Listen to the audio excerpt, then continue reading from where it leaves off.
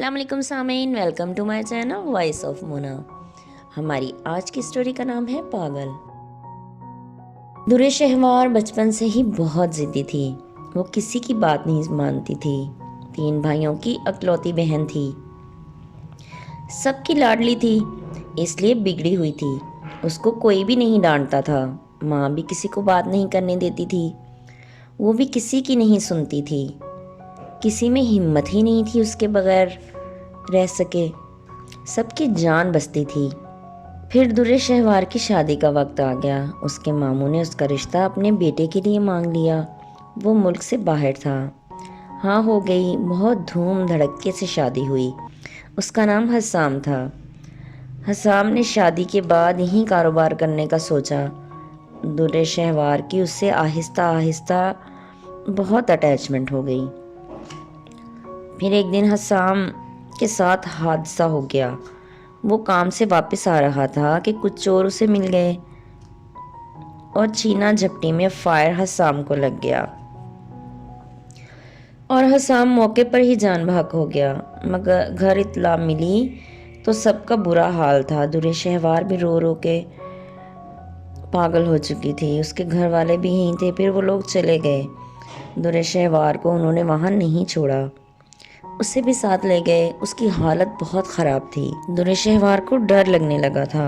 وہ آہستہ آہستہ اپنا ذہنی توازن کھونے لگی۔ اس کے گھر والے اس پر پوری توجہ دے رہے تھے، پھر اس کا علاج کروانے لگے۔ وہ آہستہ آہستہ ٹھیک ہونے لگی۔ سب نے اسے بہت توجہ دی، بہت پیار دیا۔ پھر بھائیوں کی شادیاں ہو گئیں۔ درِ شہوار کو سب نے بولا شادی کر لو، مگر وہ نہیں مانتی تھی۔ 2 بھائی باہر چلے گئے، پھر اس کی فیملی بھی چلی گئی۔ درِ شہوار بھی جاتی، گھوم کر واپس آ جاتی۔ وہ ماں کے ساتھ ہی رہ رہی تھی۔ ماں اس کا بہت خیال رکھتی۔ درِ شہوار کو کسی چیز کی کمی نہیں تھی، مگر وقت کے ساتھ ساتھ اسے محسوس ہوتا کہ اس کا بھی گھر ہوتا۔ وہ کبھی چڑچڑی ہو جاتی۔ سب کو اس کی ذہنی کیفیت کا پتہ تھا، اس لیے سب اس کا بہت خیال کرتے۔ اس کی اس حالت کی وجہ سے اس کی شادی کرنے سے بھی کتراتے تھے۔ پھر درِ شہوار کی ماں کی ڈیتھ ہو گئی۔ اب درِ شہوار کی حالت اور بگڑ گئی۔ وہ خود کو اور دوسروں کو نقصان پہنچانے لگی۔ اب سب کو خوف آنے لگا۔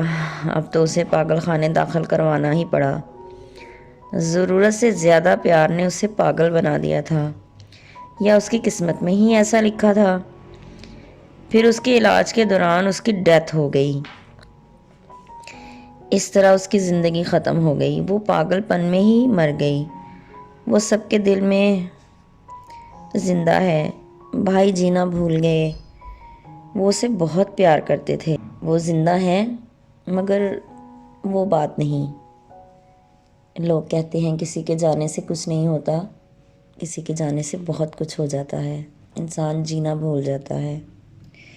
جیتے رہیے، خوش رہیے۔ ملتے ہیں اگلی کہانی کے ساتھ۔